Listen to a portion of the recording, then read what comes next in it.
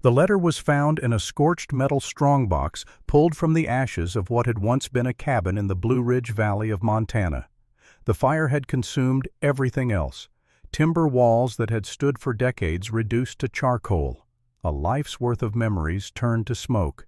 But the strongbox survived as strongboxes do, and inside lay a single sheet of paper dated May 17, 1883. The handwriting was elegant feminine, written by someone who had been taught penmanship in a different life. It read, "I was an innocent bride when they found me. I am not innocent anymore, and I would surrender heaven itself to feel his hands reach for me one more time. This is a story that should not exist, but it does. And if you are reading these words after I am gone, know this propriety is the most beautiful prison that society ever built for women. I broke the bars. I am free. Now, let me take you back to a morning in May of 1883 when a man named Silas Hawthorne woke before dawn and had no idea his life was about to change forever. The cabin sat in a shallow valley 7 miles west of Copper Creek, Montana Territory. It was built from timber that had weathered to silver over the years, sturdy and plain, the kind of structure a man builds when he intends to be alone for a very long time. No decorations, no softness, just 4 walls, a roof, a stone fireplace, and silence. Silas Hawthorne had lived in that silence for 10 years. He was 52 years old. His hands were calloused from decades of work, first as a Union officer in the war that had torn the country apart, then as a rancher, and finally as a trapper, who wanted nothing more than to be forgotten by the world. His face was weathered from sun and wind, lined with the kind of creases that come from squinting into bright horizons and darker memories. A scar ran from his left temple down to his jaw, a souvenir from a Confederate saber at Gettysburg. His eyes were the color of storm clouds, and they held about as much warmth. People in town said Silas kept his expression blank because life had already taken everything worth showing emotion for. They were not wrong. 10 years ago, the scarlet fever had swept through Montana Territory like the hand of an angry god. It took his wife Margaret in 3 days. It took his daughter Sarah in 5. She was 7 years old. She had blonde hair that caught the sunlight like spun gold, and a laugh that could make him forget every terrible thing he had ever seen in the war. He buried them both on the hill behind the cabin under a pine tree that Margaret had loved. Then he stopped talking to anyone who was not absolutely necessary. He trapped beaver and fox and sold the pelts in town twice a year. He grew a garden. He read books by candlelight. And he waited without quite admitting it to himself for death to come and reunite him with the only people he had ever truly loved. But death, it seemed, had other plans. That morning in May, Silas woke before dawn as he always did. The cabin was cold. He built up the fire, made coffee that was more mud than beverage, and ate cold biscuits left over from the day before. Then he took his rifle and headed out to check his trap lines. The forest was quiet in the way that forests are quiet before the world fully wakes. Mist hung low between the pine trees, turning everything soft and gray. His breath fogged in the chill air. Somewhere in the distance a crow called out harsh and lonely. He was halfway to his first trap when he saw something that made him stop. Tracks. Not animal tracks. Human tracks. Small, bare feet. And between them, dark spots that could only be one thing: blood. Silas stood very still for a long moment, his rifle coming up instinctively to a ready position. His mind ran through possibilities: a lost traveler, a wounded hunter, someone from one of the mining camps who had gotten themselves into trouble. None of those possibilities required bare feet. None of them explained the size of the prints clearly made by someone small, someone female. He followed the tracks. They led through the underbrush, weaving between trees, sometimes staggering, sometimes crawling. More blood. A torn piece of white fabric caught on a branch, fluttering like a surrender flag. The tracks were fresh, no more than a few hours old. He found her in a small clearing, collapsed in the tall grass. She lay face down, her arms stretched out in front of her as if she had been crawling, and finally could not crawl any more. Her hair was the color of pale wheat platinum blonde, tangled and matted with mud and leaves. She wore what had once been a white dress, the kind of dress a woman wears on the most important day of her life. A wedding dress. But it was torn now, ripped and stained with dirt and grass and blood. Her feet were bare-cut and bruised from running over rough terrain, and on her wrists, visible even from where Silas stood, were deep purple bruises in the unmistakable pattern of rope burns. Someone had tied this woman up. Someone had hurt her, and she had run. Silas approached slowly, rifle still ready. He had seen enough ambushes in the war to never trust a scene that looked too simple. But as he got closer, he could see that she was barely breathing, her chest rising and falling in short, desperate pulls. She was unconscious or close to it. He knelt beside her and turned her over gently. She was young, 23, maybe 24.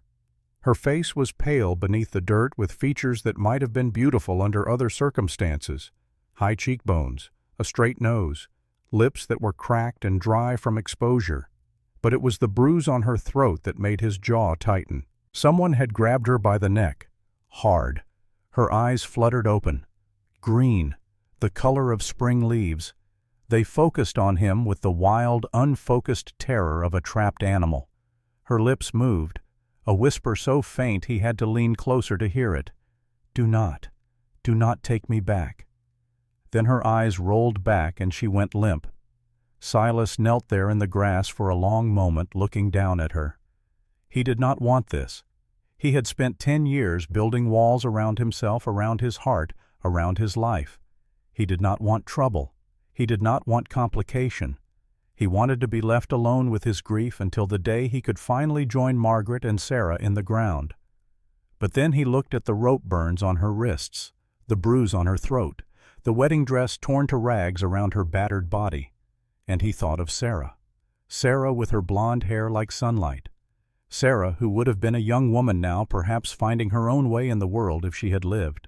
"Damn it," he said to no one. "Damn it all." He gathered her into his arms like she weighed nothing, which she very nearly did, and carried her back toward the cabin. She did not wake during the journey.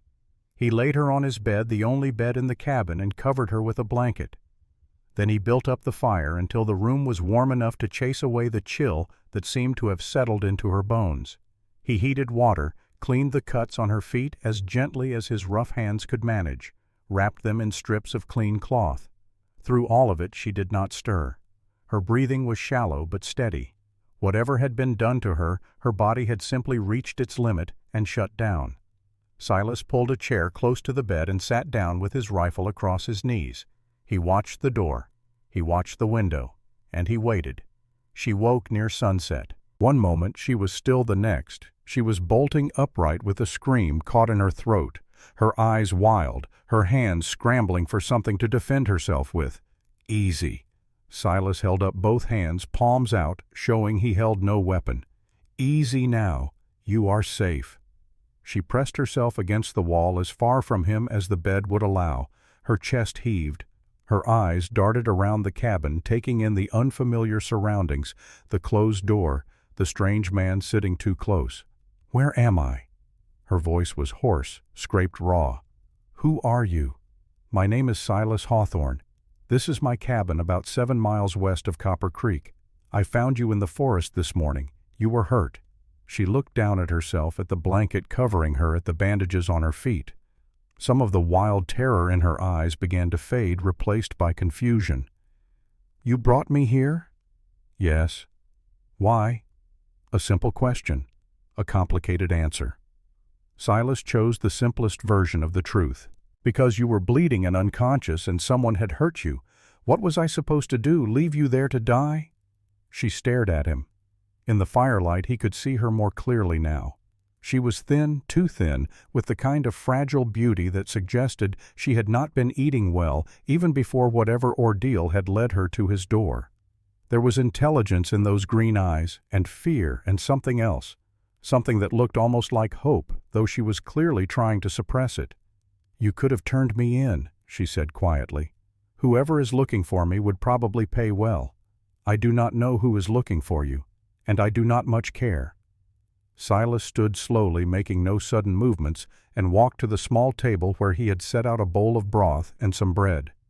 He placed it on the floor about halfway between himself and the bed, then retreated to his chair. "Food is there when you want it. Water too. Door is not locked. You can leave whenever you want." She looked at the food, then at him, then back at the food. Her hand trembled as she reached for the bowl, but she stopped herself before touching it. "Why are you being kind to me?" "Because someone was unkind to you. And I have had enough of that particular brand of cruelty in my lifetime." She picked up the bowl, then cradling it in her hands like something precious, and took a small sip of the broth. Her eyes closed briefly in what might have been relief or pleasure, or simply the overwhelmed response of a body that had been pushed past its limits. "My name is Eleanor," she said finally. "Eleanor Whitmore." "All right, Eleanor. You want to tell me who put those marks on your wrists?" She looked down at the rope burns, still visible even now, and her face went pale. "No," she whispered. "Not yet. I cannot. Not yet." Silas nodded slowly. He had learned patience in the war, in the long sieges, and the endless waiting between battles. He could wait now. "That is fine. When you are ready." She ate the rest of the broth in silence. Silas sat in his chair and watched the door and said nothing more. Some things could not be rushed. Some wounds needed time before they could be shown to light. But he noticed the way her hands shook when they brushed against her own throat, the way her eyes kept darting to the windows as if expecting someone to appear there at any moment, the way she held herself coiled tight, ready to run at the first sign of danger. Whatever had been done to this woman, it had been bad, and whoever had done it was almost certainly still looking for her. Silas settled deeper into his chair, his rifle across his knees, and prepared for a long night. She had nightmares. He heard her cry out sometime after midnight, a sound that tore through the cabin like a knife through cloth. He was on his feet before he fully woke, rifle in hand, scanning for threats. But there was no threat. Just Eleanor tangled in the blankets, fighting against invisible enemies, making sounds that were not quite words, but were clearly terror. Silas stood in the middle of the cabin, uncertain. He knew what nightmares were. He had them often enough himself, filled with cannon fire and screaming horses and the faces of men he had killed. He knew that sometimes the kindest thing was to let a person fight their way out on their own, to not add the confusion of an unfamiliar touch to an already overwhelming moment. So he did not touch her. He simply stood where she could see him if she opened her eyes and said in a low, steady voice, "You are safe. No one is here but me, and I will not touch you." Her eyes snapped open.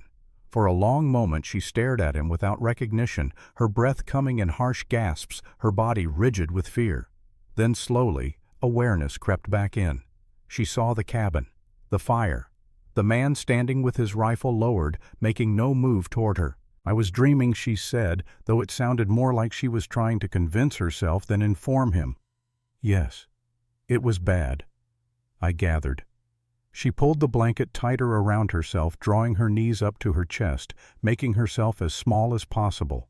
In the flickering firelight, she looked impossibly young, impossibly fragile. "You did not come closer," she said quietly. "When I was screaming, you did not try to wake me." "No." "Why not?" "Because you do not know me, and someone grabbing you in the dark would only make things worse." She was silent for a long moment, studying him with those green eyes that saw too much. "You understand," she said finally. "You know what it is like, to be afraid of hands reaching for you in the dark."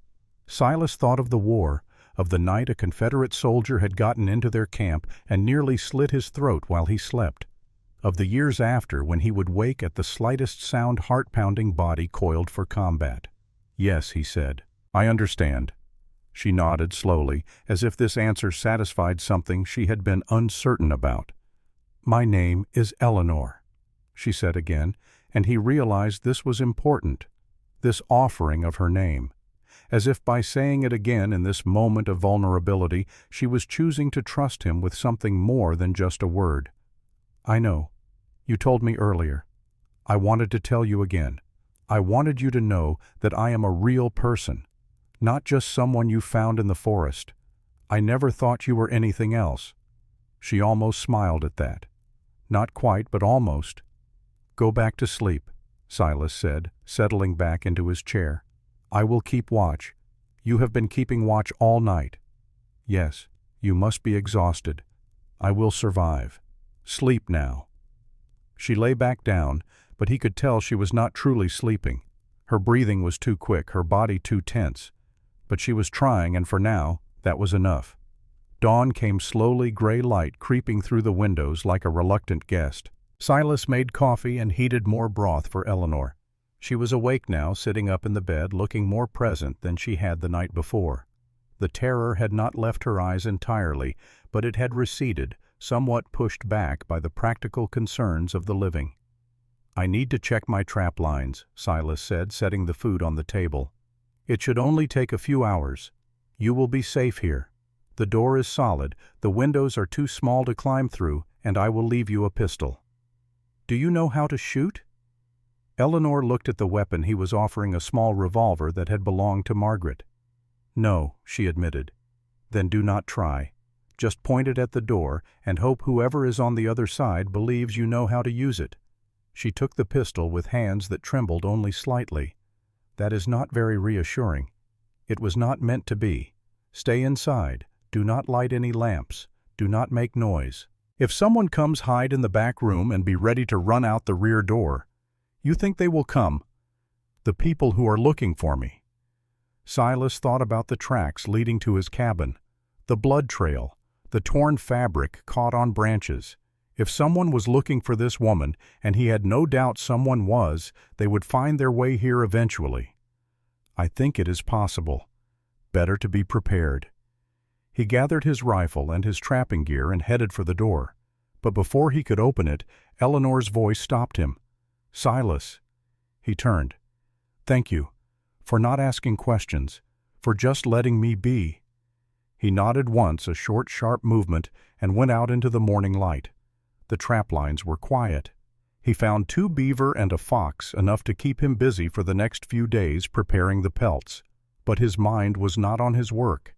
It was on the woman back at his cabin with her rope-burned wrists and her terror-filled eyes and her wedding dress torn to rags. He had seen that kind of fear before.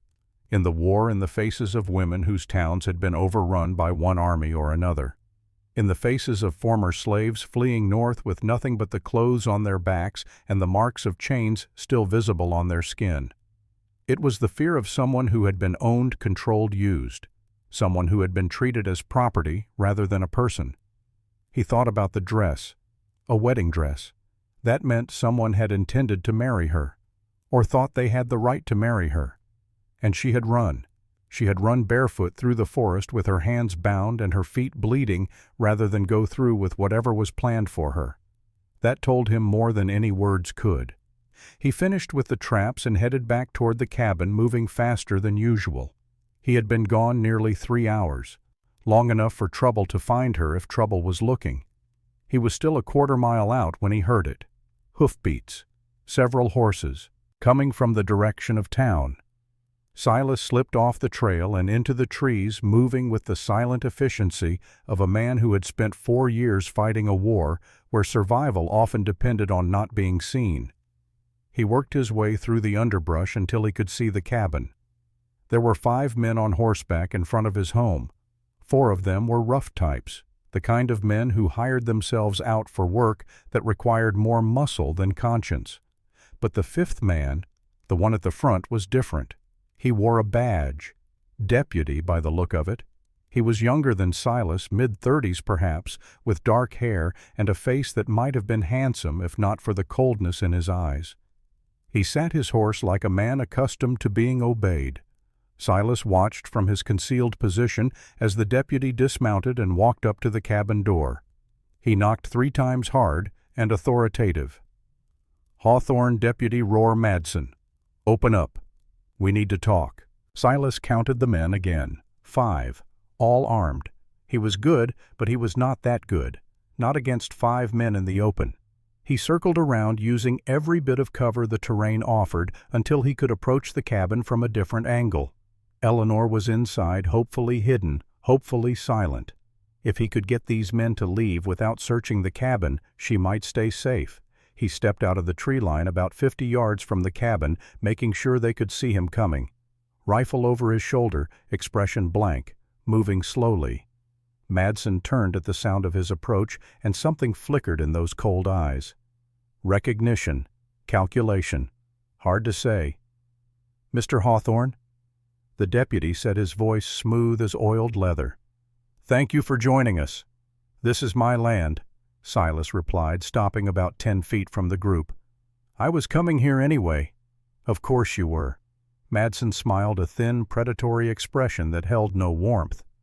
"We are here on sheriff's business, looking for a young woman who went missing from town 2 nights ago. Blonde hair, about 5'4", maybe injured." Silas kept his expression neutral.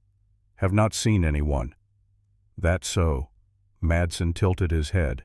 "Because I could swear I saw tracks leading in this direction. Small tracks, like a woman might make. Could be deer. Lot of deer in these woods. Could be." Madsen looked past Silas toward the cabin. "Or could be you are harboring a fugitive in there. Mind if we take a look?" "Yes." "I mind." The temperature between them dropped several degrees. The 4 men behind Madsen shifted hands, moving toward weapons. "That is not a very cooperative attitude, Mr. Hawthorne. I do not recall volunteering to cooperate." Silas kept his voice flat.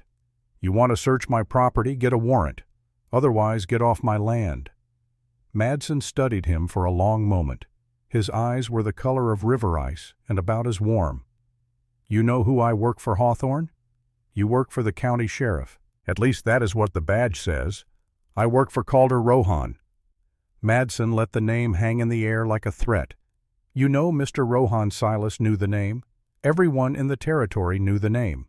Calder Rohan owned the biggest copper mine in the region. He owned half the businesses in Copper Creek. He owned, by most accounts, a significant number of the politicians and lawmen as well. "I have heard of him." "Then you know he is not a man who accepts no for an answer. That is his problem, not mine." Madsen's smile widened, but it was the smile of a wolf spotting easy prey. "The woman we are looking for, her name is Eleanor Whitmore.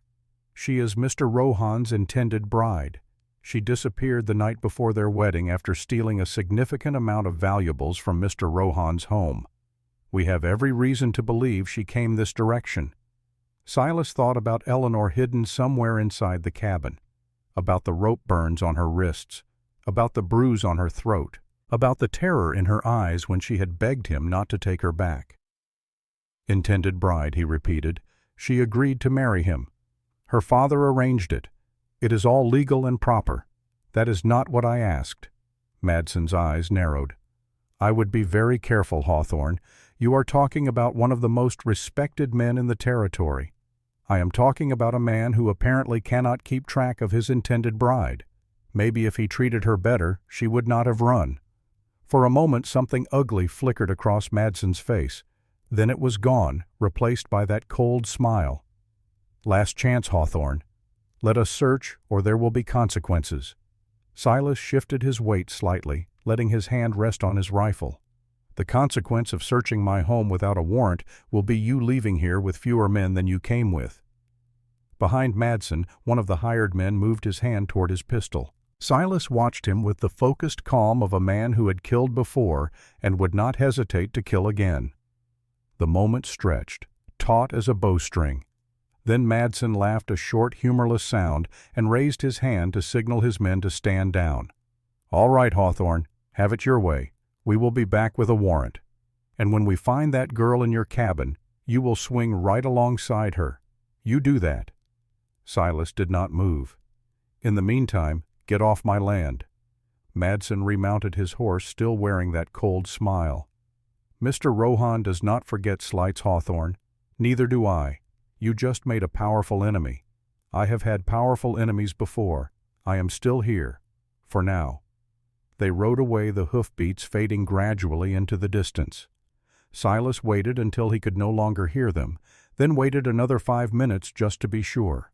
Only then did he turn and walk toward the cabin. Eleanor was standing just inside the door when he opened it, the pistol clutched in both hands pointed at his chest. Her face was pale, her body trembling, but her grip was steady. "It is me," Silas said quietly. "They are gone." The pistol dropped. Eleanor sagged against the wall, all the tension draining out of her at once. "I heard them," she whispered. "I heard what he said. About Mr. Rohan. About the wedding." Silas closed the door behind him and slid the heavy bar into place. "You want to tell me now? About what really happened?" Eleanor looked at him, those green eyes swimming with tears she was clearly fighting not to shed. "He was going to hurt me," she said, her voice barely audible. "Not on the wedding night. Before. He wanted to make sure I knew what would happen if I ever tried to leave." Silas felt something cold and hard settle in his chest.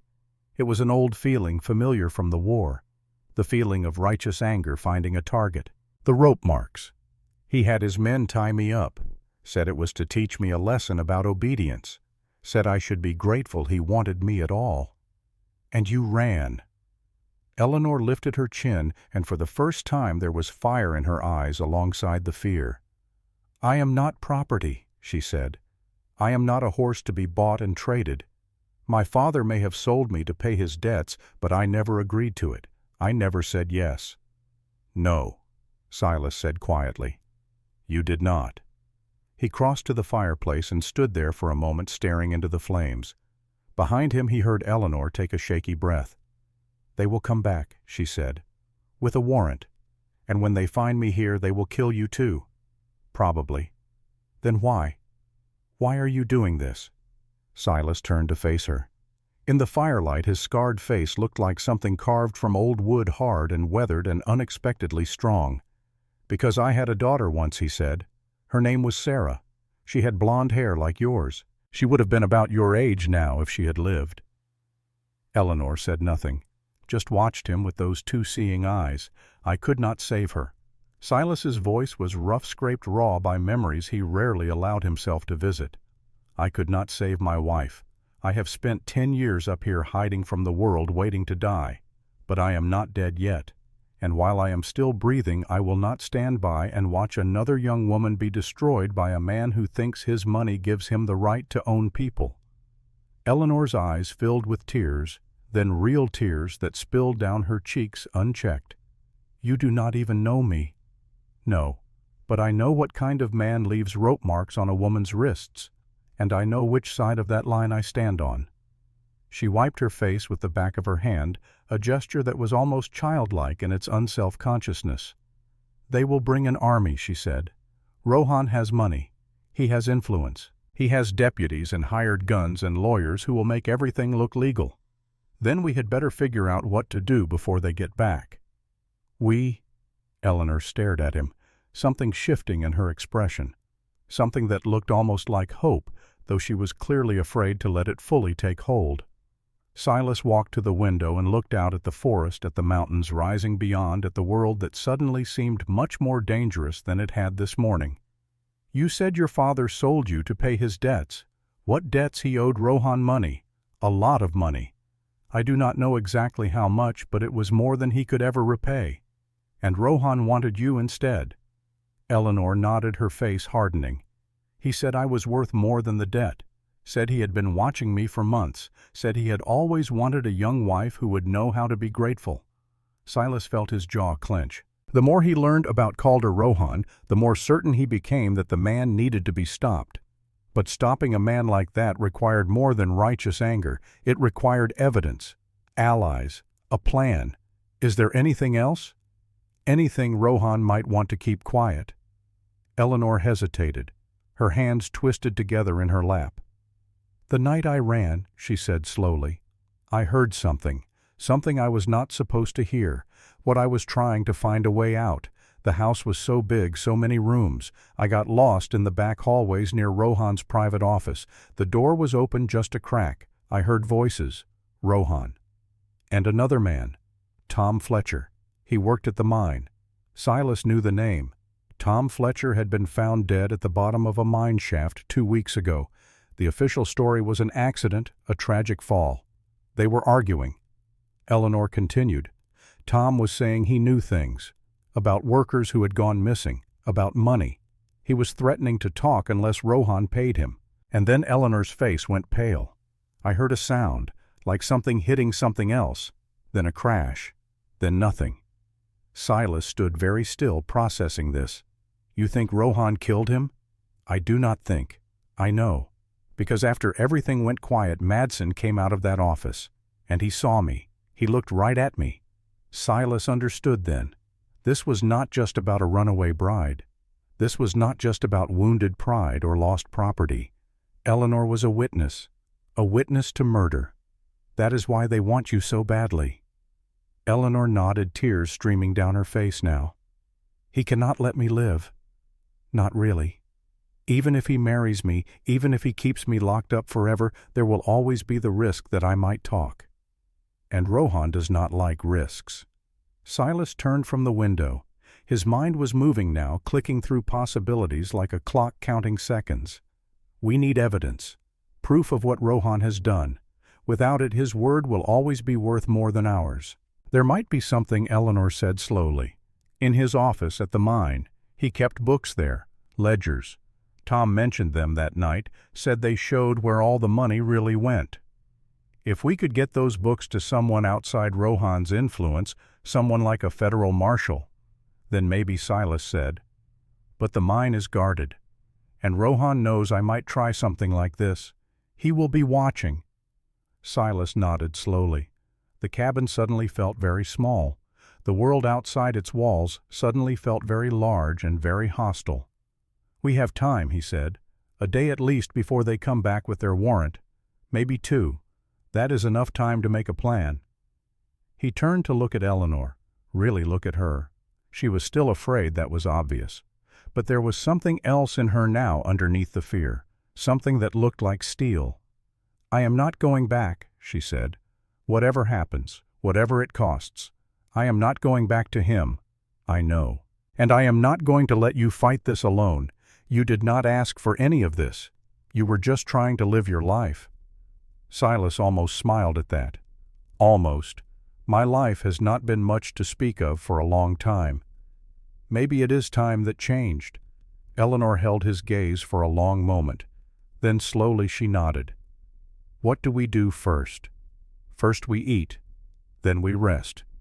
Then we figure out who in this territory might be willing to stand up against Calder Rohan. Do you think anyone will?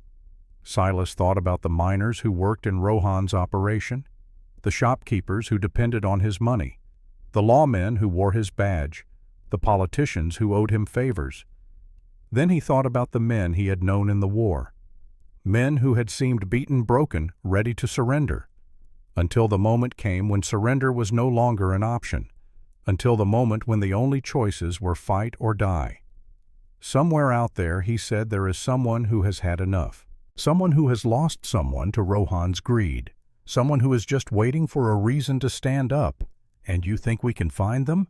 I think we have to try. Outside, the sun was setting over the mountains, painting the sky in shades of red and gold. Inside the cabin, 2 people who had been strangers that morning began to plan a war against the most powerful man in the territory. It was, Silas reflected, not how he had expected to spend his 52nd year. But then again, life rarely turned out the way you expected. The war had taught him that. The fever had taught him that. And now it seemed Eleanor Whitmore was teaching him something new. That sometimes when you thought you had nothing left to fight for, fate had a way of dropping a reason right into your path. All you had to do was choose whether to pick it up. Silas looked at Eleanor, at her torn wedding dress, and her rope-burned wrists, and her eyes that held both terror and defiance in equal measure. And he made his choice. Tomorrow, he said, tomorrow we start fighting back. Eleanor nodded, and for the first time since he had found her bleeding in the forest, something like a smile crossed her face. Tomorrow, she agreed. The next morning came gray and cold, the kind of morning that made a man want to stay inside by the fire and forget the world existed. But Silas Hawthorne had never been a man who could forget his responsibilities, and now he had taken on the biggest responsibility of his life. He was going to war against Calder Rohan. Eleanor was already awake when he came out of the back room where he had spent the night on a bedroll. She sat at the small table, her hands wrapped around a cup of coffee she must have made herself, her eyes distant and troubled. The wedding dress was gone, replaced by some of Margaret's old clothes that Silas had found in a trunk. They did not fit perfectly, but they were clean and warm and did not carry the weight of terrible memories. She looked up when he entered, and something in her expression shifted. Not quite relief, not quite trust, but something close to both. "You were serious," she said, "about fighting back. I do not say things I do not mean. Most people do. I am not most people." He poured himself coffee and stood by the window looking out at the forest. Somewhere out there, Madsen and his men were probably preparing to return. They would have their warrant by now, or something that looked enough like one to satisfy anyone who might ask questions.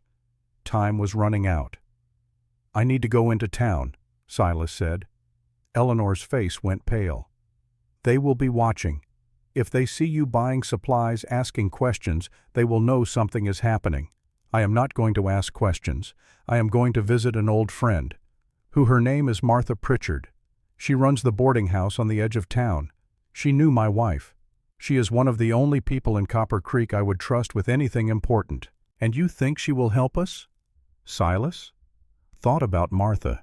62 years old, sharp as a tack with a tongue that could strip paint off a barn wall when she was angry. She had buried 2 husbands and raised 4 children and survived everything the frontier could throw at her. She was also one of the few people in town who did not owe Calder Rohan anything. "I think she hates Rohan almost as much as you do," he said. "Her nephew worked at the mine. He was one of the men who went missing." Eleanor's eyes widened. "Missing? You mean like Tom Fletcher? I mean like a dozen men over the past 5 years who asked too many questions or complained too loudly about working conditions. They all had accidents. They all disappeared. And their families all got visits from Madsen telling them it would be better for everyone if they did not make trouble. That is monstrous. That is Calder Rohan." Silas finished his coffee and reached for his coat. "Stay inside. Do not open the door for anyone. If something happens, if you hear horses coming, go out the back and head into the forest. There is a cave about half a mile north hidden behind a waterfall. Wait there. I will find you." Eleanor stood up, her hands clenched at her sides. "I do not like this. I do not like hiding while you take all the risks. You are not hiding. You are staying alive. That is the most important thing right now." He moved toward the door, then stopped, turned back. "Eleanor, yes, I am going to ask you to do something difficult. I am going to ask you to trust me." She looked at him for a long moment, those green eyes searching his face for something. Whatever she found there must have satisfied her, because she nodded slowly. "I already do," she said. "I do not know why. I barely know you. But I do. That is enough for now." He left before he could say anything else, before he could acknowledge the strange warmth that her words had kindled somewhere in his chest, before he could think too much about how long it had been since anyone had trusted him with anything. The ride into town took just over an hour. Silas kept to the back trails, avoiding the main road where Madsen might have posted watchers. He left his horse in a stand of trees behind the boarding house and approached on foot, moving with the careful silence of a man who had spent years learning how not to be seen. Martha Pritchard was in her garden when he found her pulling weeds, with the kind of focused aggression that suggested she was imagining each one was someone she particularly disliked. She looked up when he approached, and her weathered face broke into something that was not quite a smile. "Silas Hawthorne, I was wondering when you would crawl out of that hole of yours." "Martha." He stopped at the edge of the garden, keeping his voice low. "I need to talk to you. Somewhere private." Her eyes narrowed, taking in his expression, his careful stance, the tension in his shoulders. "This about that girl Madsen is looking for? How did you know whole town knows? Rohan has his men asking questions everywhere, offering a reward for information." She glanced around, making sure no one was within earshot. "Folks are saying she stole from him, ran off the night before their wedding. Folks are saying what Rohan wants them to say." Martha studied him for a long moment, Then she jerked her head toward the back door of the boarding house. "Come inside. We will talk where there are walls." The kitchen was warm and smelled of bread baking. Martha poured 2 cups of coffee and sat down across from Silas at the scarred wooden table that had seen 1,000 similar conversations. "All right," she said. "Tell me." Silas told her. About finding Eleanor in the forest, about the rope burns on her wrists and the bruise on her throat, about the wedding dress torn to rags and the terror in her eyes, about what Eleanor had heard outside Rohan's office the night she fled, about Tom Fletcher. Martha's face went still as he talked. When he finished, she sat in silence for a long moment, her gnarled hands wrapped around her coffee cup. "My nephew," she said finally. "Danny. He disappeared 3 years ago. Rohan's men said he had an accident in the mine, said the body was too damaged to recover, said we should just accept it and move on." Her voice was steady, but Silas could hear the fury underneath it, the kind of fury that came from years of swallowed grief and suppressed rage. "I never believed them," Martha continued. Danny was careful. He knew those mines like the back of his hand. He would not have had an accident. "But what could I do? Rohan owns the sheriff, owns the judge, owns half the territory. Who was going to listen to an old woman with nothing but suspicions? I am listening now." Martha looked at him, and something in her expression shifted. The fury was still there, but now it was mixed with something else, something that looked like hope. "What do you need?" "Information. Allies. People who might be willing to stand up against Rohan if they thought there was a chance of winning. There are plenty who hate him, miners whose friends disappeared, shopkeepers he has squeezed for protection money, families who lost sons and husbands and brothers." Martha shook her head. "But they are scared, Silas. Rohan has been building his power for years. He has made examples of anyone who tried to oppose him. People have learned that keeping their heads down is the only way to survive. What if they knew there was evidence, real evidence of what he has done? What kind of evidence?" Silas leaned forward. "Eleanor says Rohan keeps ledgers in his office at the mine, records of everything, including, she thinks, records of the workers who disappeared and what really happened to them." Martha's eyes widened. "If we could get those ledgers to someone outside Rohan's control, someone like a federal marshal, then we would have a chance." The silence stretched between them. Outside, a dog barked.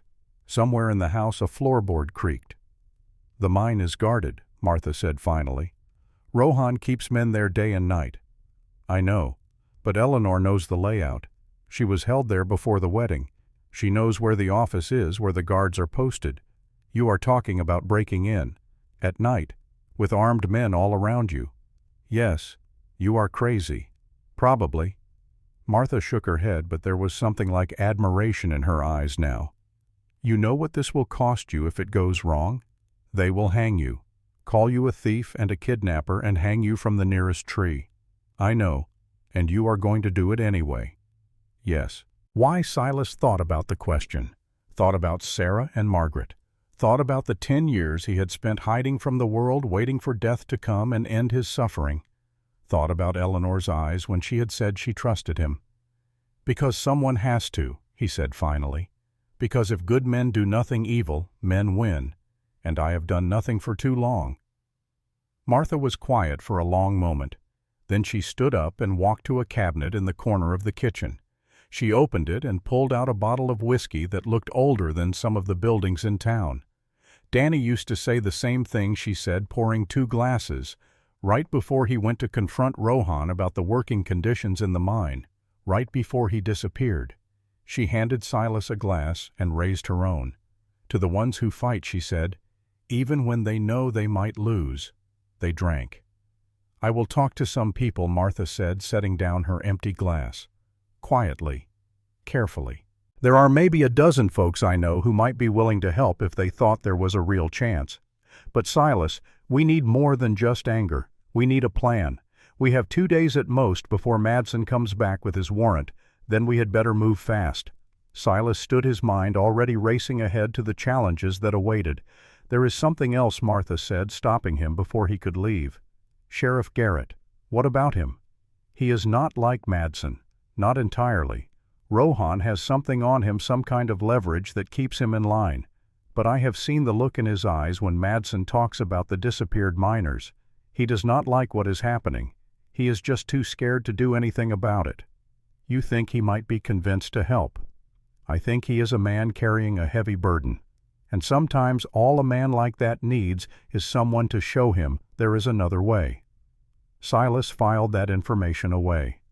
Another piece of the puzzle. Another potential ally or potential enemy depending on how things played out. I need to get back, he said. Eleanor is alone. Be careful, Silas. Rohan did not get where he is by being stupid. If he suspects you are planning something, he will strike first. I know. And Silas Martha's voice softened. That girl, Eleanor, she is not just a cause to fight for. She is a person. Do not forget that. I have not forgotten. Good. Because in my experience, the men who fight best are the ones who remember what they are really fighting for. Silas left the way he had come, slipping through the back streets and into the forest, making sure he was not followed. The ride back to the cabin seemed longer than the ride out, weighted down by everything he had learned and everything he still needed to do. When he arrived, Eleanor was exactly where he had left her, sitting at the table with a book open in front of her. But she looked up the moment he came through the door, relief flooding her face. You are back. I am back. What happened? Did you find your friend Silas? Hung up his coat and sat down across from her. I found her. She is going to help. There are others who might help too once they know there is a chance. How many? Maybe a dozen. Maybe more. Against Rohan's army, against Rohan's empire of fear. There is a difference. Eleanor studied his face, seeing something there that made her sit up straighter. You have a plan. The beginning of one. We need those ledgers from Rohan's office. Without evidence, it is just our word against his. But with proof of what he has done, we can take this to a federal marshal, someone outside his influence. The mine is guarded. I know. That is why we are going tonight. Eleanor's face went pale, then flushed with color. You know the layout. You know where the office is, where the guards are posted. I need you to guide me. I could draw you a map. A map is not the same as having someone who has been there. And besides, Silas leaned forward, his gray eyes holding hers. This is your fight as much as mine. More really, you deserve to be part of taking Rohan down. Eleanor was quiet for a long moment, her hands clasped together on the table. I am scared, she admitted. You should be. Only a fool would not be scared. But you are doing it anyway. Yes. Why? Because being scared is not the same as being helpless. And you are not helpless, Eleanor. You proved that when you ran. You proved it when you survived. You just need to keep proving it. She looked at him, and something shifted in her expression. The fear was still there, but it was no longer alone. Now it was joined by determination, by resolve, by the kind of steel that came from deciding to stop being a victim. Very well, she said. Tonight. Tell me the plan. They spent the rest of the day preparing. Silas showed Eleanor how to move quietly through the forest, how to signal without making noise, how to run if things went wrong, and keep running until she reached safety. She was a quick learner, faster than he expected, and he found himself impressed by her determination. As darkness fell, they ate a cold meal and prepared to leave. Eleanor was dressed in dark clothes, now her pale hair hidden under a hat, her face smeared with dirt to make her harder to see in the shadows. Ready? Silas asked. No, she said honestly. But let us go anyway. The forest was dark and quiet as they made their way toward the mine. Silas moved first, his years of experience guiding him through the underbrush with barely a sound. Eleanor followed close behind, stepping where he stepped, breathing when he breathed. It took nearly 2 hours to reach the edge of the mine compound. They crouched in the shadows at the tree line, studying the layout. The main building of the mine was lit by torches casting pools of light that turned the darkness into a patchwork of illumination and shadow. Guards moved in predictable patterns, 2 at the main entrance, 2 more circling the perimeter. Rohan's office was in a smaller building to the left, connected to the main structure by a covered walkway. 2 guards at the office, Eleanor whispered, pointing. They rotate every hour. There is a window on the backside that does not lock properly. How do you know Rohan kept me in a room next to his office before the wedding? I spent 3 days watching planning, waiting for a chance to run. Silas studied the compound, calculating distances and timing. We wait for the guards to rotate. That gives us about 10 minutes before the new shift settles in. We go through the window, find the ledgers, and get out. What if someone sees us? Then we improvise. They waited. The minutes crawled by like hours. Finally, the guards at the office door walked away, heading toward the main building to switch with their replacements. Now Silas breathed. They moved. Across the open ground, staying low, using every shadow for cover. Eleanor's heart was pounding so hard she was sure the guards could hear it, but Silas moved with calm precision, never hesitating, never faltering. The window was exactly where she had said it would be. Silas tested it with careful fingers and felt it give. He eased it open just wide enough for them to slip through, then boosted Eleanor inside before following himself. Rohan's office was dark, lit only by the faint moonlight filtering through the windows. But as Eleanor's eyes adjusted, she could see the outlines of furniture the shape of a desk, the tall cabinet where she remembered seeing Rohan store his most important documents. "Over there," she whispered, pointing. Silas moved to the cabinet and tried the doors. Locked. He pulled a small set of tools from his pocket and went to work on the mechanism with the practiced ease of someone who had done this before.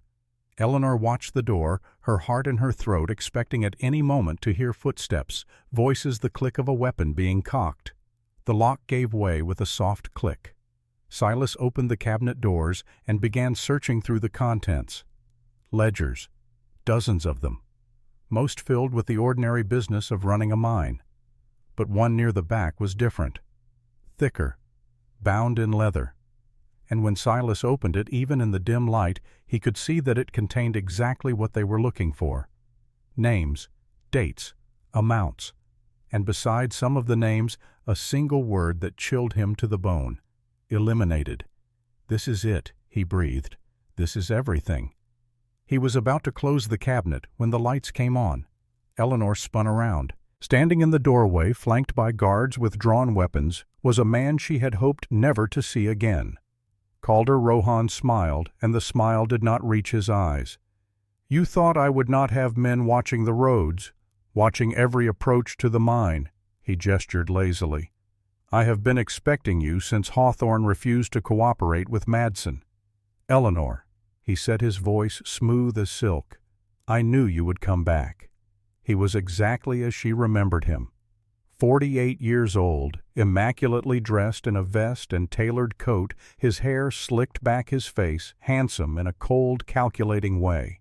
He looked like a businessman, like a pillar of the community, like everything a respectable man should be. He looked nothing like the monster he truly was. "Mr. Rohan," Silas said, his voice steady despite the guns pointed at him. "We were just leaving." "No." Rohan stepped into the room, his eyes moving from Silas to Eleanor and back again. "I do not think you were." He nodded to his men, and they moved forward, surrounding Silas and Eleanor, cutting off any hope of escape. "Hawthorne, is it not?" Rohan continued, his tone conversational. "The hermit from the mountains. I have heard about you. Former army officer. War hero. Now just a sad old man living alone with his grief." Silas said nothing. His eyes were moving, calculating, looking for any opportunity. "I can understand why you would want to help her," Rohan said, nodding toward Eleanor. "She is quite beautiful in her way, and she can be very convincing when she wants to be. Very good at playing the victim." "I am not playing," Eleanor said, her voice shaking but determined. "You know exactly what you did to me, what you were going to do. I was going to marry you, give you a life of luxury, of comfort, and you threw it all away because of what? A few harsh words, a little discipline to remind you of your place. You tied me up like an animal. I taught you respect. There is a difference." Silas moved then fast, his hand going for the gun at his hip. But the guards were faster. A rifle butt caught him in the stomach, doubling him over. Another blow sent him to his knees. Eleanor cried out and started toward him, but strong hands grabbed her arms, holding her back. Rohan watched impassively as his men dragged Silas to his feet. "This is unfortunate," he said. "I had hoped we could resolve this quietly, but you had to go looking for things that do not concern you." He walked to the cabinet and took out the ledger Silas had been holding.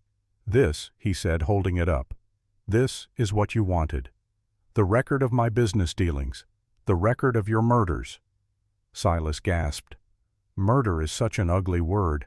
I prefer to think of it as problem-solving. Some problems require permanent solutions." He set the ledger down on the desk and turned back to face them.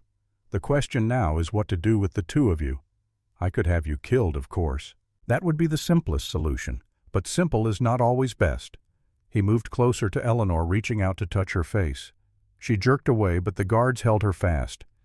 "You were supposed to be mine," he said softly. "My wife. My property. We could still have that, you know. I am a forgiving man. I would rather die. That can be arranged, but it seems like such a waste." He stepped back, his expression shifting from false tenderness to cold calculation. "Here is what is going to happen. You, Mr. Hawthorne, are going to be arrested for breaking and entering, for assault on officers of the law, and for kidnapping my intended bride. You will stand trial, you will be convicted, and you will hang. On what evidence? On whatever evidence I choose to create. You of all people should know by now that the law in this territory does what I tell it to do." And Eleanor Silas asked, though he already knew the answer. "Eleanor will marry me as planned, and after a suitable period of readjustment, she will learn to appreciate her position. She will learn to be grateful." "Never," Eleanor whispered. Rohan smiled, and this time the smile did reach his eyes. Cold, triumphant, cruel. "We will see." He turned to his men. "Take them. Put Hawthorne in the holding cell at the mine. We will deal with him in the morning. Take Eleanor to my house. Make sure she is comfortable." The guards began to drag them toward the door. And then everything went wrong. The window shattered. A shot rang out from the tree line. Martha's people had arrived. One of the guards crumpled, clutching his shoulder. In the chaos that followed, Silas moved. He drove his elbow into the face of the man holding him, felt bone crunch, heard the scream. He grabbed the fallen man's pistol and fired twice, not to kill, but to create confusion to buy time. "Eleanor, run." She did not hesitate. She tore free of the hands grabbing for her and ran for the broken window. Behind her, more shots, more screams, the sounds of fighting. She did not look back. She could not afford to look back. She threw herself through the window, felt glass slice her arm, felt the cold night air hit her face. And then she was running, running into the darkness, running toward the trees. Something was wrong. Something was very wrong. She could hear pursuit behind her, voices shouting, lanterns flickering, and ahead of her, blocking the path to the forest, 3 men with rifles. She skidded to a stop, her heart pounding, her mind racing. There was nowhere to go, nowhere to run. Then a voice came from behind her, and her blood turned to ice. "I told you that you would learn respect, Eleanor." Madsen stepped out of the shadows, his face bloody from where someone had hit him, his eyes burning with fury. "Your hero is not coming to save you this time. We have him, and now we have you." Eleanor backed away, but there was nowhere to go. Guards surrounded her on all sides. "Mr. Rohan wants you brought back alive," Madsen said. But he did not say anything about unharmed. He raised his hand, and Eleanor braced herself for the blow. It never came. Instead, there was a crack of a rifle shot from the trees. Madsen spun, clutching his arm, swearing viciously. More shots, more chaos, and through the smoke and confusion, a figure emerged from the forest. A woman older, her gray hair wild, her face set with grim determination. Behind her came others, men and women with guns and torches, their faces masked by bandanas, their movements coordinated. Martha Pritchard had arrived, and she had not come alone. "Get the girl!" Martha shouted. "Get her to the horses!" Hands grabbed Eleanor, but these hands were gentle, guiding rather than restraining. She found herself being half carried, half dragged toward the tree line where horses waited in the shadows. "Silas," she gasped. "They have Silas." "We know," a man's voice answered. "We are working on it." The fighting continued behind them as they reached the horses. Someone lifted Eleanor into a saddle and shoved reins into her hands. "Ride," a woman said. "We will cover you. I cannot leave him. You cannot help him dead." "Go." Eleanor wanted to argue, wanted to fight, wanted to do something other than run away again. But the woman slapped her horse's flank, and the animal bolted, carrying her into the darkness, whether she wanted to go or not. She rode blind, trusting the horse to find its way, tears streaming down her face, her heart breaking with every step that carried her farther from the man who had risked everything to save her. Behind her, the sounds of gunfire faded into the distance. She did not know how long she rode. It could have been minutes or hours. Time had lost all meaning. Finally, the horse slowed, picking its way carefully through unfamiliar terrain. Eleanor recognized nothing. She had no idea where she was. The horse seemed to know where it was going, following a path someone had trained it to remember. Eleanor realized with a start that this was not random. Martha's people had planned for this, had a safe house ready. Then ahead, a light. A cabin. And standing on the porch, a lantern raised high, was Sheriff Thomas Garrett. "Miss Whitmore," he called out. "Over here, quickly." Eleanor hesitated. Sheriff Garrett worked for Rohan. He was part of the system that had tried to destroy her. "I know what you are thinking," Garrett said, his voice carrying across the darkness. "And you are right to be suspicious. But I am not here as Rohan's man. Not anymore. Why should I believe you because Martha Pritchard sent me? Because I have spent 5 years watching Rohan destroy lives and hating myself for not having the courage to stop him. And because right now I am the only chance Silas Hawthorne has." Eleanor looked at him, at this man she had every reason to distrust. She saw the weariness in his face, the shame in his eyes, the desperate hope of someone who had finally decided to do the right thing. She got off her horse. "Inside," Garrett said. "We have a lot to plan and not much time. They have Silas." "I know. They are holding him at the mine in one of the storage cellars they use as a makeshift jail. Rohan is planning to put him on trial tomorrow with Judge Morton presiding. Morton is in Rohan's pocket. Everyone is in Rohan's pocket. That is the problem." Garrett poured her a cup of water and set it on the table. "But not everyone wants to be." "What do you mean?" "I mean that for every person who helps Rohan because they profit from it, there are 10 more who help him because they are afraid. And fear can be overcome, Miss Whitmore. It just takes someone brave enough to show the way. Martha already showed the way. She attacked the mine with a handful of people, and she paid for it." Garrett's face was grim. 3 of her people were captured. 2 more are wounded. She barely escaped herself. Eleanor felt her heart sink. Then it was all for nothing. Not nothing. They got you out. They got the attention of everyone in the territory, and they got this.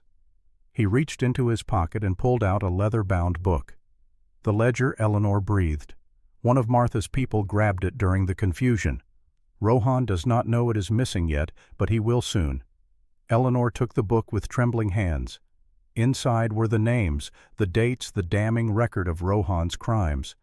Proof of everything he had done. This could destroy him. It could. If we can get it to someone who can act on it. The federal marshal in Helena, 2 days' ride away.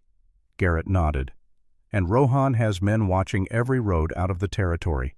The moment you try to leave, they will stop you. Then what do? We do not run. Garrett's voice hardened. We fight. We take the fight to Rohan before he can finish building his case against Silas. We gather everyone who is tired of being afraid, and we show them that it is possible to win. How I have been thinking about that. Garrett sat down across from her, his eyes intense. Rohan's power comes from fear. He has made everyone believe that fighting him is hopeless. But what if we proved that it is not? What if we freed Silas from right under his nose? That is impossible. Maybe. But impossible things happen every day, Miss Whitmore, especially when people decide they have had enough. Eleanor looked at the ledger in her hands, at the proof of so much suffering, so much injustice. She thought about Silas locked in a cell waiting to be tried and hanged for the crime of protecting her. And she thought about herself, about the woman she had been just a few days ago, a terrified girl running barefoot through the forest with no hope and no plan. About the woman she was becoming, someone who had survived, who had fought, who had refused to give up. "All right," she said. "Tell me what you need me to do." Garrett smiled, and for the first time there was genuine warmth in his expression. "First, we rest.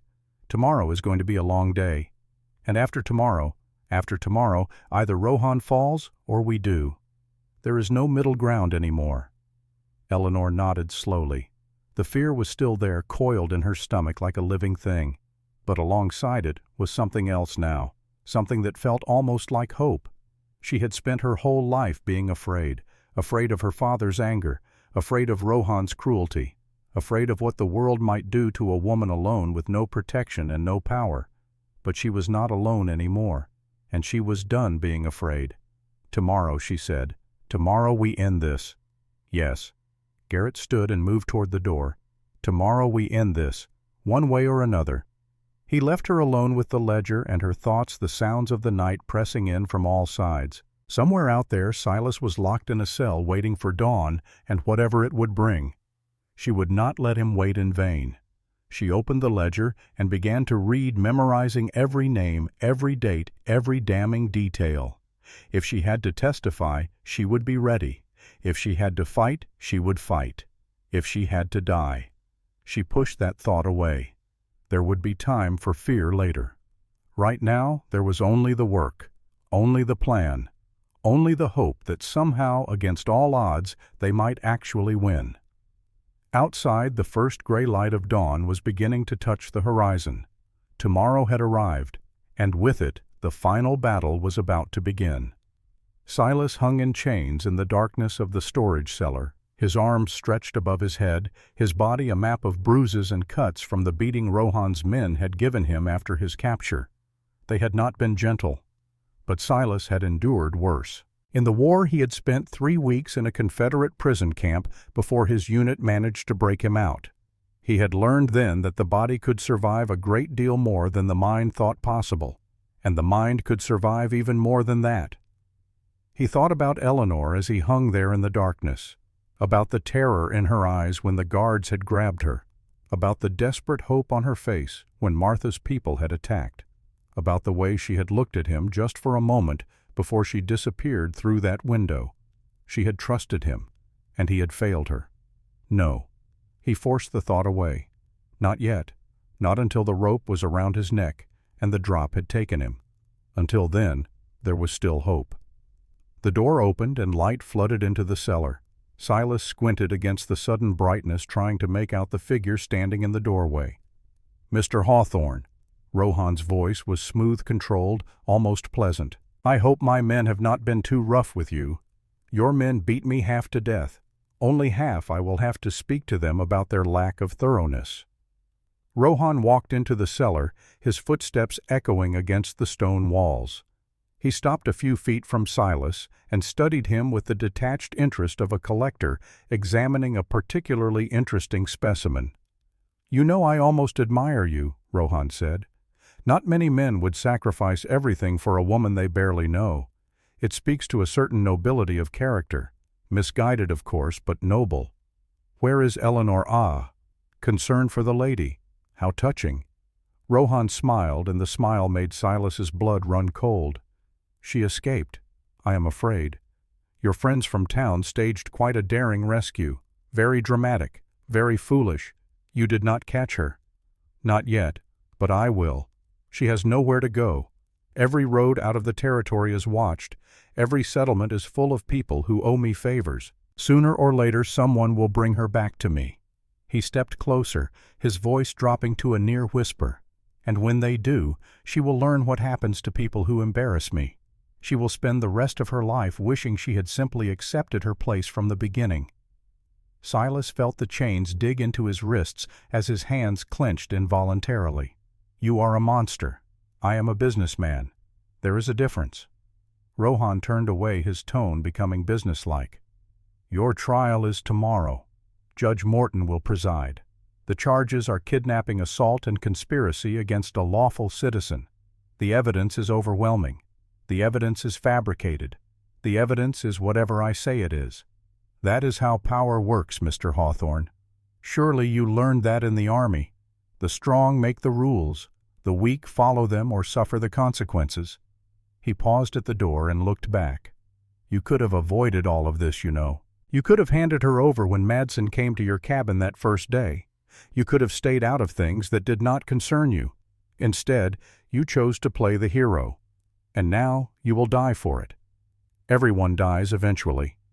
True. But most people do not die alone in chains, knowing that everything they fought for was meaningless, that the woman they tried to save will end up exactly where I wanted her all along. Silas said nothing. There was nothing to say. Rohan left and the darkness closed in again. Silas hung there in the silence, his body aching, his mind racing. Tomorrow. He had until tomorrow. That was not much time, but it was not nothing either. Somewhere out there, Eleanor was free. Somewhere out there, Martha and her people were regrouping. Somewhere out there, the ledger that could destroy Rohan was still in friendly hands. All he had to do was survive until help arrived, or find a way to help himself. He began to work at the chains, testing their strength, looking for weaknesses. It was probably hopeless, but probably was not certainly. And Silas Hawthorne had learned a long time ago never to give up until certainly arrived. The night wore on, and somewhere in the darkness a plan began to form. Dawn came gray and cold, the kind of dawn that seemed to promise nothing but hardship. But for Eleanor, standing on the porch of Garrett's cabin, watching the light slowly creep across the mountains, it felt like the beginning of something. She had not slept. She had spent the night reading the ledger, memorizing its contents, burning with fury at each new revelation of Rohan's crimes. 15 workers dead over the past 5 years, all labeled as accidents. Bribes to judges, to sheriffs, to territorial officials. Records of threats of blackmail of families silenced through intimidation. And most damning of all, a single entry dated 2 weeks ago. Fletcher. Eliminated. Problem solved. Tom Fletcher. The man Eleanor had heard die. The proof was here in her hands. All she needed now was the chance to use it. You should eat something.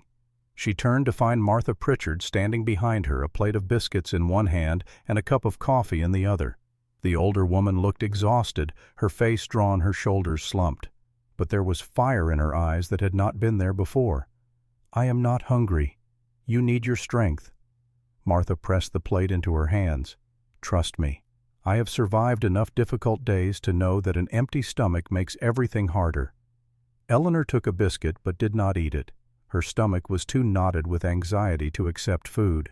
How many people do we have? She asked. 12 confirmed. Maybe 15 if a few more decide to show up. Martha's voice was matter of fact. Not enough to take on Rohan's army directly. Then what is the plan? We do not take them on directly. We hit fast, we hit hard, and we disappear before they can organize a response. Eleanor looked at her. You have done this before. Not this exactly.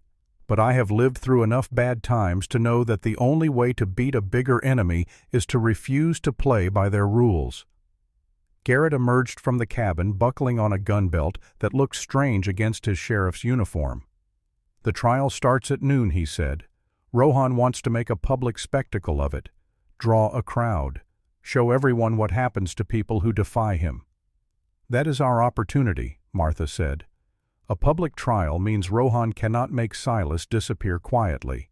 It means witnesses. It means we have a chance to change the narrative. How I am still working on that part. Eleanor looked at the ledger in her hands, then at Martha, then at Garrett. I have an idea, she said slowly. But you are not going to like it. Try me. Eleanor took a deep breath. The trial is public. That means anyone can attend, anyone can watch, and anyone can speak. You want to interrupt the trial? Garrett shook his head. Morton will have you removed, or arrested. Not if I do it right. Not if I have evidence so damning that ignoring it would be impossible. The ledger, Martha said, understanding dawning on her face. You want to read from the ledger in open court. I want to do more than that. I want to name names. I want to list every crime, every death, every lie. I want to make it impossible for anyone in that courtroom to pretend they do not know the truth. Garrett was silent for a long moment. Then he said, Rohan will kill you. Maybe. Eleanor's voice was steady. but maybe not. If enough people are watching, if enough people hear the truth, it becomes harder to make me disappear. The whole point of his power is that people believe he is untouchable. What happens when they realize he is not? It is a huge risk, Martha said. So is doing nothing. So is letting him hang an innocent man and marry me against my will and continue destroying lives for another 10 years. She looked at both of them, her green eyes blazing with determination. I am done running. I am done hiding. I am done being afraid of what he might do to me. It is time to make him afraid of what I might do to him.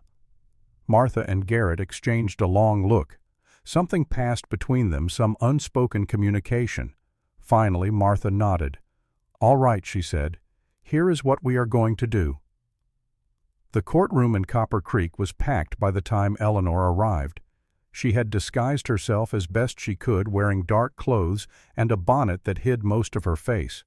But she knew it was only a matter of time before someone recognized her. She had to move fast. Silas was already there, standing in chains before the judge's bench. He looked terrible, his face bruised and swollen, his body bent with exhaustion. But his eyes were still sharp, still alert, still searching the crowd as if looking for something, for someone. His gaze found her, and for just a moment something flickered across his face. Surprise? Concern. And underneath both something that looked almost like hope. Eleanor nodded once, a tiny movement, and his expression shifted again. Understanding. Trust. He knew she had a plan.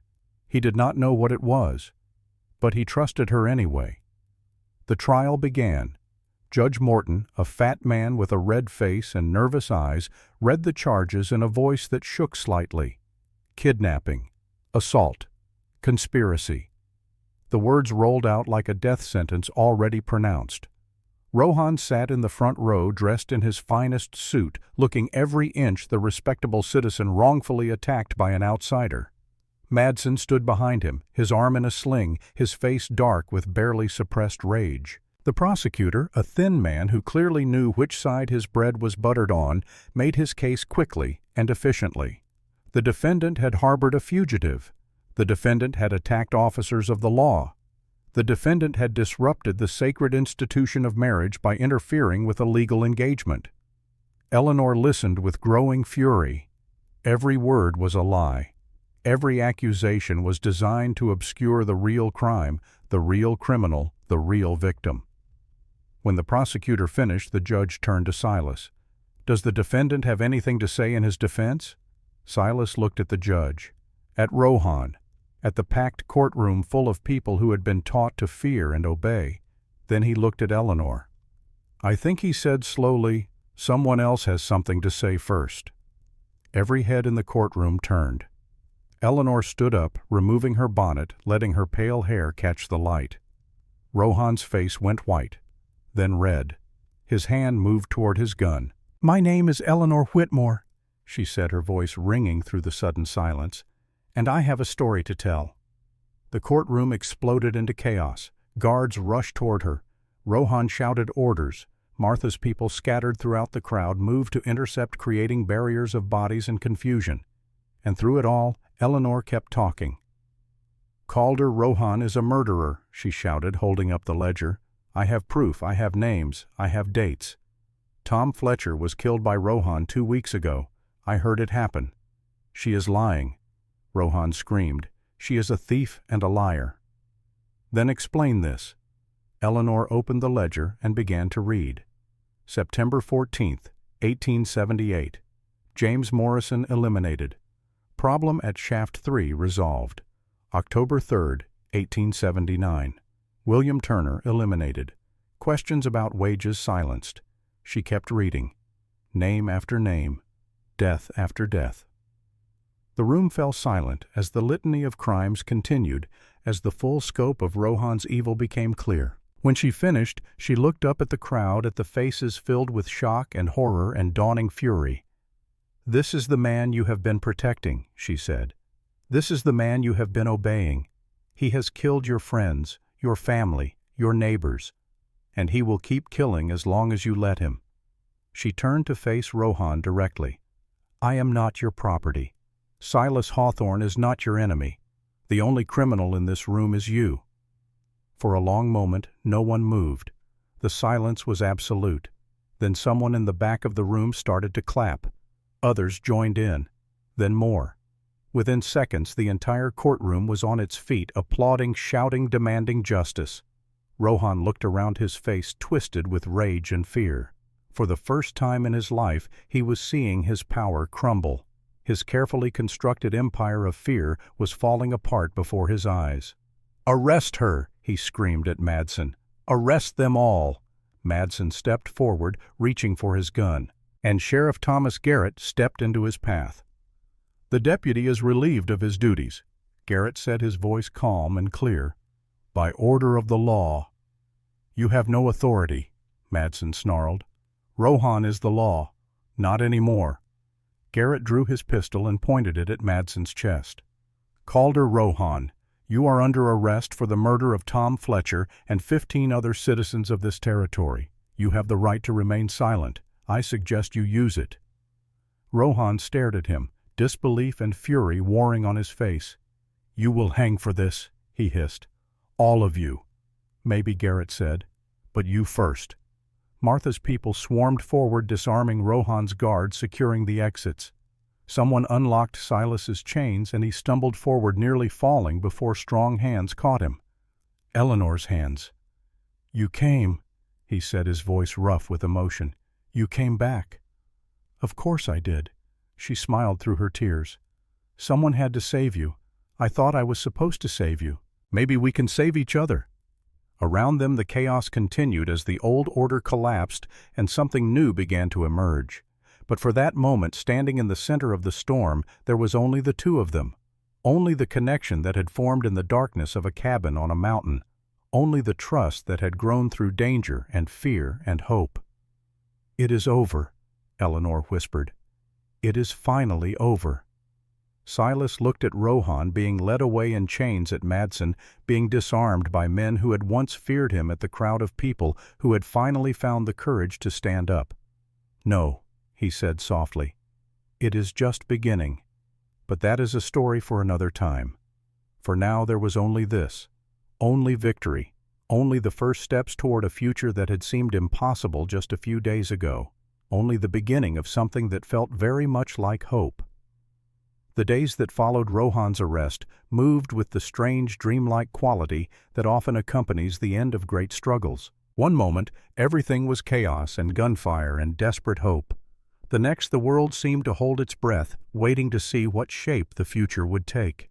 Silas spent the first 3 days in Martha Pritchard's boarding house, too weak to move, too exhausted to do anything but sleep, and let his body begin the slow process of healing. The beating Rohan's men had given him had cracked 2 ribs, blackened both eyes, and left him with cuts and bruises that would take weeks to fully fade. But he was alive, and that was more than he had expected when they had chained him in that cellar. Eleanor stayed close, not hovering, not smothering, just present. She brought him meals and changed his bandages and sat beside his bed, reading aloud from books she had borrowed from Martha's small collection. Her voice became the thread that connected him to the world outside his pain, a constant reminder that he had not suffered alone, had not fought alone, was not healing alone.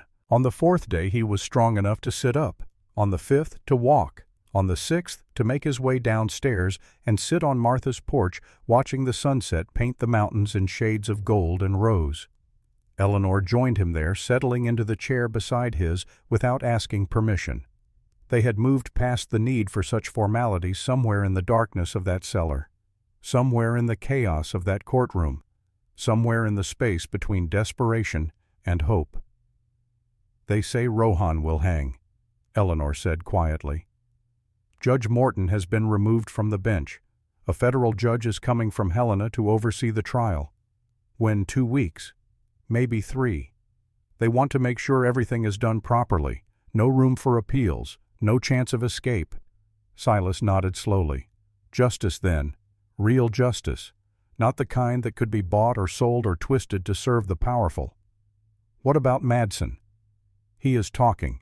Giving up names dates everything he knows." Apparently, the prospect of a noose loosens a man's tongue considerably. Eleanor's voice was flat, emotionless, as if she were reporting the weather rather than the fate of the man who had tormented her. Silas looked at her and saw the tension in her shoulders, the tightness around her eyes. "How are you doing?" he asked. "Really?" She was quiet for a long moment. The sunset deepened, shadows lengthening across the porch. "I do not know," she admitted finally. "I thought I would feel different, triumphant, relieved, something. But mostly I just feel tired and angry and sad. Sad. For all the people he hurt, all the lives he destroyed, all the years of fear and suffering that cannot be undone just because he is finally facing consequences." She turned to look at him, and her green eyes were bright with unshed tears. "Tom Fletcher had a family, a wife and 2 children. They will never see him again. The workers who disappeared, they had families too. Mothers and fathers and brothers and sisters who have been grieving for years without even knowing the truth about what happened." Silas reached out and took her hand. It was the first time he had touched her deliberately, not in rescue or necessity, but simply because he wanted to offer comfort. Her fingers were cold, trembling slightly, but they curled around his and held on. "You gave them the truth," he said. "That matters. Does it? Does knowing how someone died make the loss any easier to bear? Maybe not easier, but cleaner." Silas thought about Margaret and Sarah, about the fever that had taken them so quickly he had barely had time to say goodbye. At least they know now. At least they can stop wondering. At least they can start to heal. Eleanor squeezed his hand, and they sat in silence as the last light faded from the sky. The federal marshal arrived a week later. His name was William Carter, and he was exactly what Silas had hoped for. A tall man in his 50s with iron-gray hair and eyes that missed nothing. He had fought in the war on the Union side and carried himself with the quiet authority of someone who had seen too much to be impressed by wealth or power or reputation. He spent 3 days reviewing the evidence. The ledger, the testimony of Madsen and the other men who had turned witness to save their own necks. The statements from miners and shopkeepers and ordinary citizens who had finally found the courage to speak. And he spent an hour sitting on Martha's porch talking to Eleanor. Silas watched from the window as they spoke, unable to hear the words, but reading the body language. Eleanor sat straight back, her hands folded in her lap, her face composed. Marshal Carter listened more than he talked, nodding occasionally, making notes in a small book. When they finished, Eleanor came inside looking pale but determined. "What did he want?" Silas asked. "My testimony. Everything I saw, everything I heard, everything I can remember about that night in Rohan's office. And you told him everything." Silas nodded. That was brave. It did not feel brave. It felt terrifying. Eleanor sat down heavily, as if the conversation had drained something vital from her. "But I kept thinking about what you said. About how knowing the truth matters, about how the people who lost loved ones deserve to understand what happened." She looked up at him, and there was something new in her expression, something that looked almost like peace.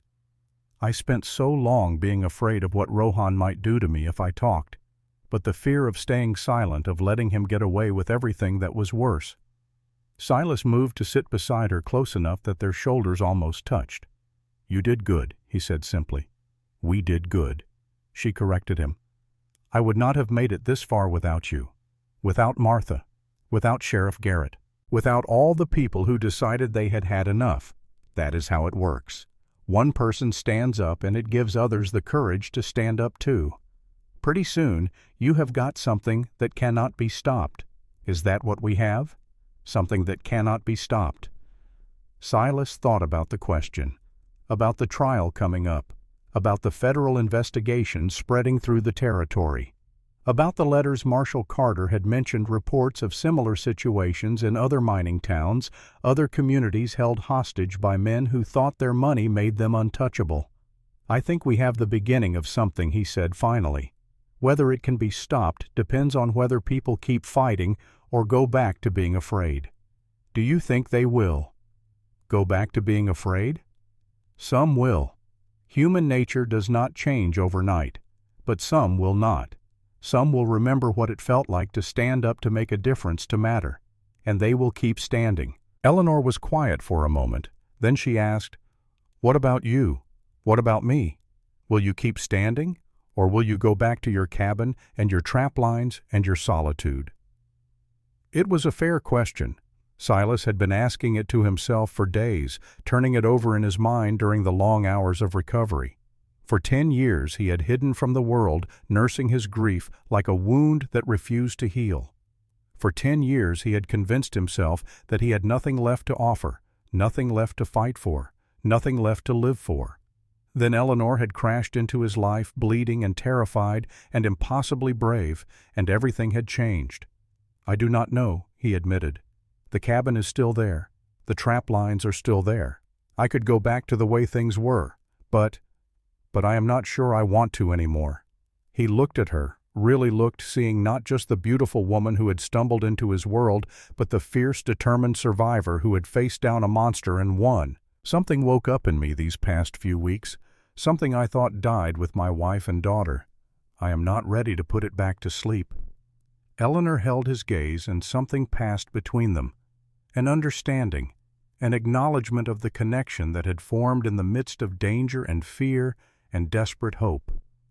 "What if you did not have to go back alone?" she asked softly. Silas felt his heart skip a beat. He had not allowed himself to think about this, to hope for this. She was young, beautiful, with her whole life ahead of her. He was an old man with scars on his body and heavier scars on his soul. "Eleanor," he started. "I know what you are going to say." She cut him off, her voice firm. "You are too old. I deserve better. I should find someone without so much baggage, so much pain." "That is true. Maybe." She leaned forward, and suddenly they were very close, close enough that he could see the flecks of gold in her green eyes. "But you know what else is true?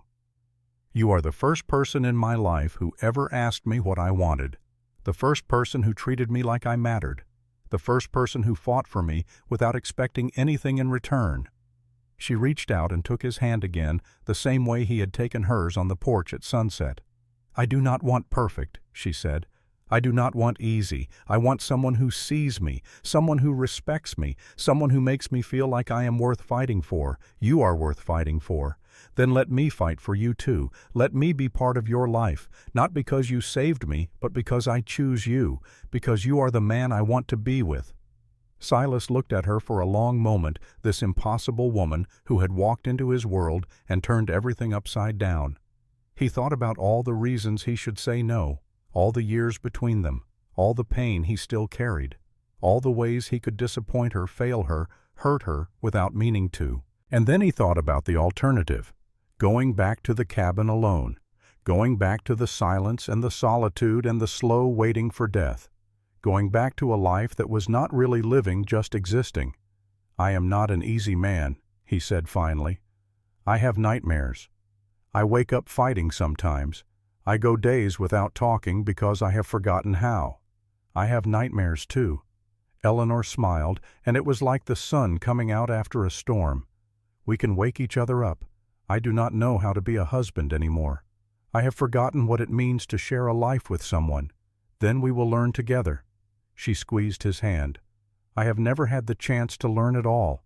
At least we will be figuring it out at the same pace." Silas felt something crack open in his chest. Something that had been frozen for 10 years, locked away behind walls of grief and guilt and self-imposed isolation. It hurt, that cracking, but it was the hurt of blood returning to a limb that had fallen asleep. The pain of coming back to life. "Yes," he said, and his voice was rough with emotion. "Yes." Eleanor's smile widened, and she leaned forward and kissed him. It was not a passionate kiss, not the kind of kiss from stories and songs. It was gentle, almost tentative, the first exploration of new territory. But it was real, and it was honest, and it carried within it the promise of more to come. When she pulled back, her eyes were bright with tears, but she was smiling. "Yes," she whispered, "yes." Outside, the sun was setting again, painting the sky in colors that seemed more vivid than they had any right to be. Inside, two people who had found each other in the midst of darkness began to imagine what it might be like to walk together into the light. Rohan's trial lasted 3 days. The federal judge who presided, a stern woman named Catherine Wells, was thorough in a way that local justice had never been. She heard testimony from miners and merchants, from widows and orphans, from men who had participated in Rohan's crimes and men who had simply watched in silence. She heard from Sheriff Garrett, who laid out in damning detail the system of corruption that had allowed Rohan to operate unchecked for so many years. She heard from Martha Pritchard, who spoke of her nephew and the other young men who had disappeared into Rohan's mines and never come home. And she heard from Eleanor. Eleanor walked to the witness stand with her head high and her shoulders back, wearing a simple blue dress that made her eyes look like the sea. She answered every question clearly and completely, her voice never wavering, her gaze never dropping. She described the night of her attempted escape, the voices in Rohan's office, the argument, the sound of violence, the silence that followed. She described the moment Madsen had seen her, the moment she knew she would never be safe as long as Rohan was free. And she described the days that followed, the pursuit, the terror, the man who had found her bleeding in the forest and chosen to help instead of looking away. Through it all, Rohan sat at the defense table, his face a mask of barely contained rage. His lawyer objected repeatedly, but Judge Wells overruled him with the calm authority of someone who had no intention of letting technicalities obscure the truth. On the third day, the verdict came down: guilty on 15 counts of murder, guilty on 23 counts of conspiracy, guilty on 47 counts of fraud, bribery, and corruption. The sentence was death by hanging, to be carried out in 30 days. Rohan screamed when the verdict was read. He cursed the judge, the jury, the witnesses, everyone and everything that had contributed to his downfall. He had to be dragged from the courtroom by 4 marshals, still shouting threats and promises of revenge. But his voice faded as the heavy doors closed behind him and the courtroom fell silent. Then slowly, someone started to clap. It spread through the room like wildfire. Applause, cheers, tears of relief and joy. For the first time in years, the people of Copper Creek were free from the shadow that had hung over their lives. Silas watched from the back of the courtroom, his arm around Eleanor's shoulders. She was crying silent tears that streamed down her face unchecked. "It is over," she whispered. "It is really over." For him, Silas agreed. But there is still work to do. She looked up at him, confusion in her eyes. "What do you mean Marshal Carter found me this morning?" He wanted to talk. About what? About other towns, other places where men like Rohan have built the same kind of empires. He paused, weighing his words carefully. He asked if I would be willing to help. Help how? The same way I helped here. Finding the truth.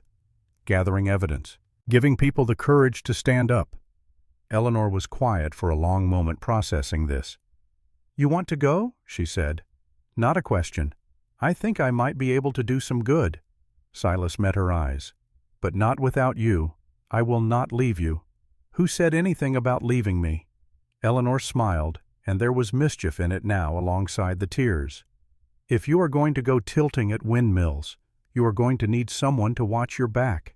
You would come with me. Did you think I was going to let you have all the adventures?" She reached up and touched his face, her fingers tracing the lines of his scars with gentle acceptance. "We are partners now. Remember, where you go, I go. It will be dangerous. It was dangerous here. We survived. It will be hard. Long journeys, uncomfortable conditions, people who want to hurt us. I have already been through all of that. At least this time I will have company." Silas looked at her. This woman who had walked into his life as a terrified fugitive and was now standing beside him as an equal partner. He had spent 10 years running from the world, hiding from life, waiting for the end. Now, for the first time since Margaret and Sarah had died, he found himself looking forward to the future. "Yes," he said simply. "Yes." Eleanor kissed him again right there in the courtroom in front of everyone. A few people cheered, more than a few smiled, and Silas Hawthorne, the hermit of Blue Ridge Valley, found himself smiling back. They were married 2 weeks later in a small ceremony at Martha Pritchard's boarding house. The guest list was modest but meaningful. Martha herself, who had risked everything to help them. Sheriff Garrett, who was already rebuilding the local law enforcement with deputies who could not be bought. A handful of miners and merchants who had stood up when standing up mattered most. The ceremony was simple. No fancy dresses or elaborate decorations. Just two people who had found each other in the darkness, promising to walk together into whatever light lay ahead. When the minister asked if Silas took Eleanor to be his wife, his voice was steady and clear. "I do." When he asked if Eleanor took Silas to be her husband, her answer was just as sure. "I do." And when they kissed, sealing the promise, the small gathering erupted in applause. Afterward there was food and drink and laughter. Stories were shared about the dark days and the desperate fight and the moment when everything had changed. Toasts were made to justice, to courage, to the future. But eventually the guests departed, leaving Silas and Eleanor alone on the porch as the stars came out overhead. Mrs. Hawthorne, Silas said, testing the sound of it. "Mr. Hawthorne." Eleanor replied, smiling. "How does it feel?" "Strange." "Good. Like putting on a coat that was made for you but you never knew existed." Silas nodded. He knew exactly what she meant. "Marshal Carter is leaving tomorrow," he said. "He wants us to come with him. There is a town about 100 miles north where something similar is happening.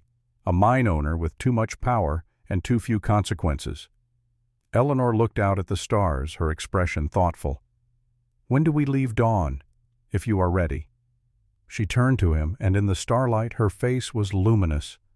"I have been ready my whole life," she said. "I just did not know it until I met you." Silas took her hand, feeling the warmth of her fingers, the steady pulse of her heartbeat. "Then let us go make some trouble." They walked inside together, closing the door on the past and opening it to the future. The next morning they rode out of Copper Creek side by side. Marshal Carter led the way, his gray hair gleaming in the early light.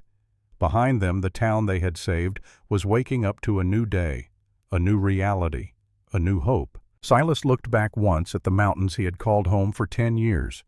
The cabin was still up there waiting. The trap lines, the silence, the memories. But they did not pull at him the way they once had. Margaret and Sarah would always be part of him, woven into the fabric of who he was. But they were not all of him anymore.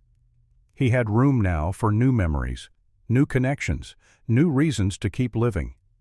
Eleanor rode beside him, her back straight, her eyes fixed on the road ahead.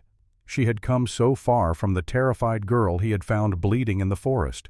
She had become something more, something stronger, something that could not be broken by cruelty or fear or the machinations of powerful men. They had both become something more. The road stretched out before them, winding through valleys and over mountains toward destinations unknown. There would be challenges ahead, dangers, enemies, moments of doubt and fear and exhaustion. But there would also be victories, moments of joy, people saved and wrongs righted and justice served, and through it all they would have each other. That was enough. That was more than enough. That was everything. The letter arrived at Martha Pritchard's boarding house 6 months later. It was addressed to Mr. and Mrs. Silas Hawthorne, care of wherever they might be found. Martha opened it with trembling hands, her eyes scanning the familiar handwriting. "Dear friends," it began, "you will be pleased to know that the town of Silver Creek is free. The mine owner has been arrested, the workers are organizing, and a young woman who reminded me very much of someone I once knew has decided to stay and help rebuild." Martha smiled as she continued reading. "The work continues. There are always more towns, more tyrants, more people who need someone to show them that fighting back is possible. But I wanted you to know that what you started in Copper Creek has spread. The seed you planted is growing into something that cannot be stopped. We will return home eventually, when the work is done, or at least paused long enough for us to catch our breath. Until then, know that we think of you often, and we are grateful for everything you did. With love and respect, Silas and Eleanor Hawthorne." Martha folded the letter carefully and tucked it into her pocket. Outside, the sun was shining on a town that had learned to hope again. She thought about the man who had lived alone on the mountain for 10 years, nursing his grief, waiting for death.